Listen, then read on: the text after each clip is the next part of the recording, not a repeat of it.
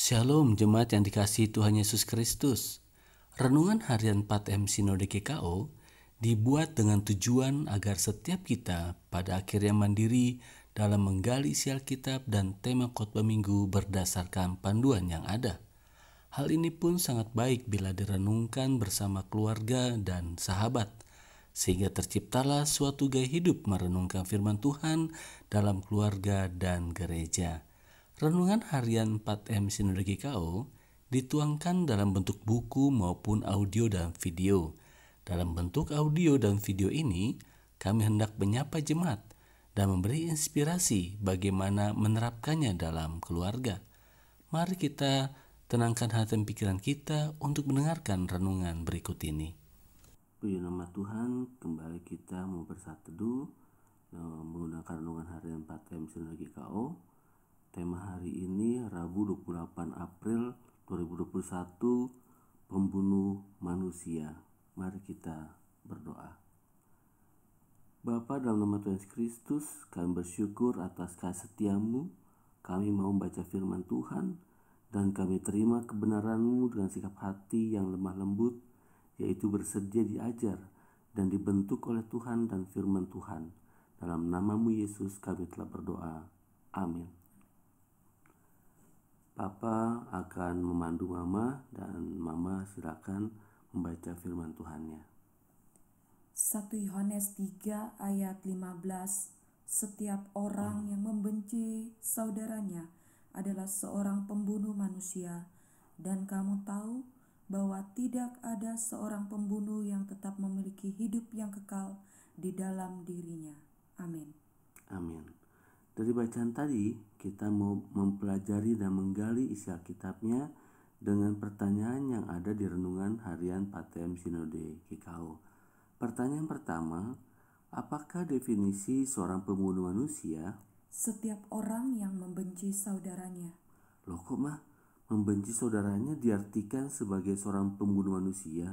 Kan baru benci saja. Karena membenci itu merupakan cikal bakal terjadinya pembunuhan.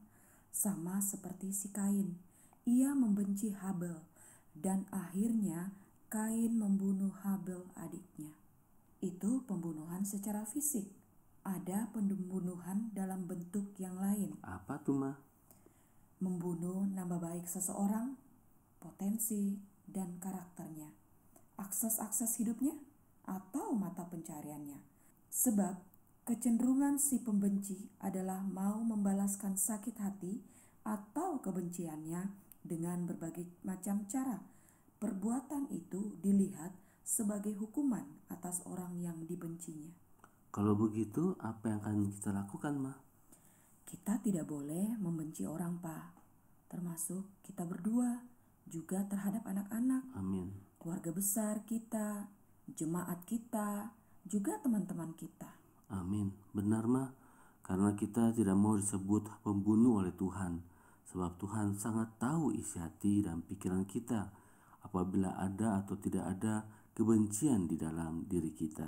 Amin. Kalau begitu, tindakan apa yang diperlukan ya, Pak? Kita harus mengakui mah bila kebencian itu ada, karena itu dosa. Dan ketika kita mengakuinya, 1 Yohanes 1 ayat 9 berkata, kita diampuni dan disucikan dari segala macam perbuatan jahat oleh Tuhan. Bahkan Amsal 28 ayat 13 berkata, orang yang mengaku dosa dan meninggalkannya akan disayangi Tuhan. Amin. Kita masuk ke pertanyaan kedua ya, Ma. Ya. Apakah seorang pembunuh akan tetap memiliki hidup yang kekal dalam dirinya? Di dalam dirinya tidak tetap memiliki hidup yang kekal. Ngomong-ngomong, apa yang dimaksud hidup yang kekal di sini, Pak? Kalau Rasul Yohanes menekankan pada dua aspek mah. Yang pertama mengenal Allah di dalam Yesus Kristus, yang kedua keselamatan di dalam Yesus Kristus. Berarti orang yang membenci itu, ia tidak tetap memiliki kedua aspek hidup yang kekal itu ya, Pak? Benar. Kok bisa, Pak? Kan mereka katanya percaya pada Tuhan Yesus. Ya bisa mah, karena membenci sesama manusia bukanlah sifat dan karakter Allah, tetapi sifat dan perbuatan iblis. Karakter Allah dan iblis tidak mungkin bersatu terang dan gelap tidak mungkin menyatu. Jadi, kalau mereka percaya kepada Tuhan Yesus dan menjadikan Yesus Kristus berkuasa atas hidupnya, mereka tidak mungkin saling membenci, mereka justru saling mengasihi. Nah, sekarang Papa akan baca pengajaran yang ada di buku Renungan 4M ini, Ma. Sebagai seorang Kristen, kita diminta untuk mengasihi Allah yang lebih dulu mengasihi kita dan mengasihi orang lain. Apalah arti kita mengasihi Allah yang tidak kita lihat, tetapi membenci saudara kita yang kita lihat? Dalam perikop ini, setiap orang yang benci saudaranya adalah pembunuh manusia, dan seorang pembunuh tidak akan memiliki hidup yang kekal dalam dirinya. Berdasarkan firman Tuhan dan urayanya tadi, apa yang menjadi komitmen kita, Ma? Kita perlu check up rohani, Pak. Yang kedua, kita menjaga hati kita agar tidak ada kebencian dalam hubungan rumah nikah kita, keluarga besar kita, juga relasi-relasi kita yang lainnya. Amin. Papa juga mau melakukan hal yang sama, Ma. Kita saling mendoakan dan mengingatkan ya, Ma, akan kebenaran firman Tuhan hari ini yang memberkati kita. Kiranya Roh Kudus memampukan kita melakukan komitmen kita ini.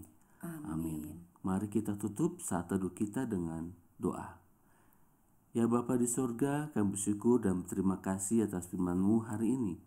Kami mohon ampun ketika dalam rumah nikah kami, di gereja, dan di masyarakat terjadi saling membenci. Kami mau hidup saling mengasihi, sebab Engkau lebih dulu mengasihi kami. Dalam nama Tuhan Yesus Kristus, kami telah berdoa dan bersyukur. Amin.